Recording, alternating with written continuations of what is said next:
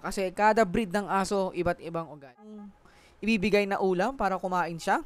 Napaka-arte, ika nga. Napaka-picky eater nitong breed na to. Hindi ikaw, Mikaya. Hello, this is Okie Doggy. Pag-uusapan natin ngayon, na una kong vlog, pinag-usapan natin, yung tatlong aso na breed na napakatipid sa pagkain. Ngayon naman, pag-uusapan natin, kabaliktaran. Ang tatlong breed, malakas kumain. Sa pag-experience ko ng pag-aalaga ng aso, ito yung tatlong breed na naalagaan ko na malakas kumain. Okay. Ang pangatlong breed, malakas kumain, ay Labrador Retriever. Yung Marley and Me, napanood niyo yung Marley and Me? Si Marley, yun. Isa siyang Labrador. Masasabi nating, large breed. Talagang malaki.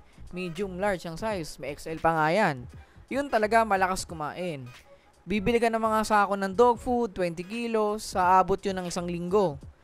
Swerte. Pag isang Labrador, abot ng 1 linggo. Pero kung maraming tatlo, yung 10 kilo, 20 kilo, sa abot lang ng ng mga 5 days ata, 4 days yan. Pag araw-araw dog food. Kaya minsan ginagawa ko, inahaluan ko siya ng ulam.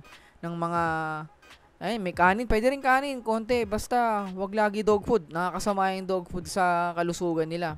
Hindi rin maganda. Okay? Yun yung pangatlong breed na malakas kumain. Yung pangalawang breed naman, hindi ko masabing malakas kumain, pero mapili sa pagkain. Ang dami mong ibibigay na ulam para kumain siya.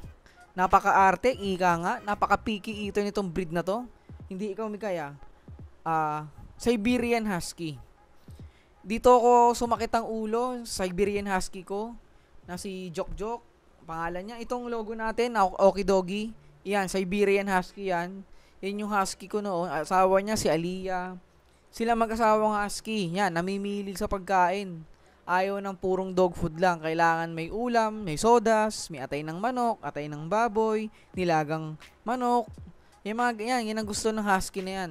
Kaya may nagsabi sa akin na yung panag-alaga ka ng husky, dapat yung oras mo, may mabibigay kang oras sa kanila. Kailangan mo mabibigyan sila ng exercise. Kasi pag hindi pagod yung husky, nakahiga lang sila sa kulungan, hindi talaga sila lalakas kumain. Nasubukan ko na yan.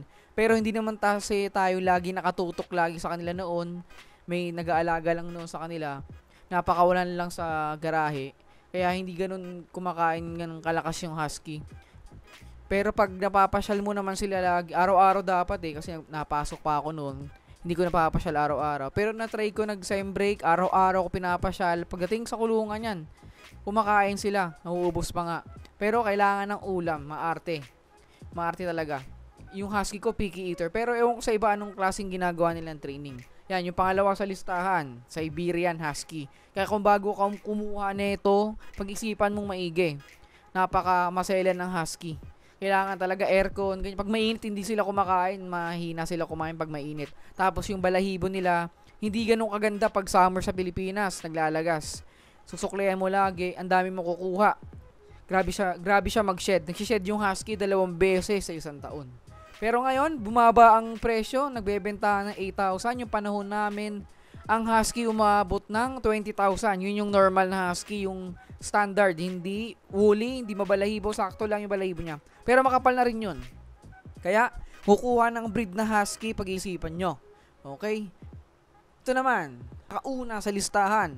Anong breed ba? Ang naalagaan ni Okie Doggy na pinakamalakas kumain. Pinakaunang breed, Belgian Malinois. Ayan, grabe yan. Isa pa yan, Belgian Malinois. Yung Belgian Malinois na pinaalaga sa akin, 2 yon, 10 kilo, 3 araw lang.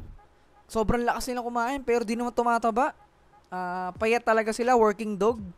Napansin mo yun, napakataas na aso. Napakalakas ang pakiramdam nila. Konting kaluskus lang, tatahol na.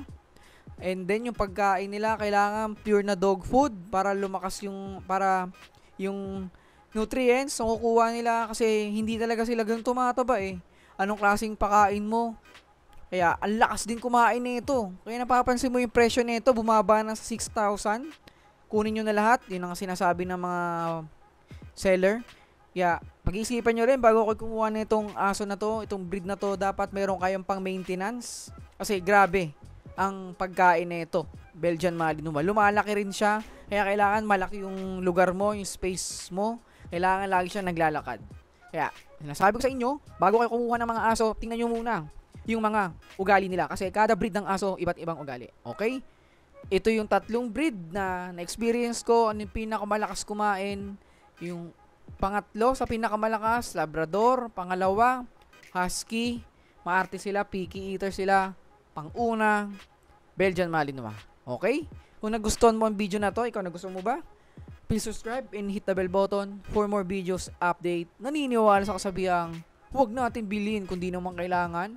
Pero kapag para dito sa aso na to, pwede. Bye-bye!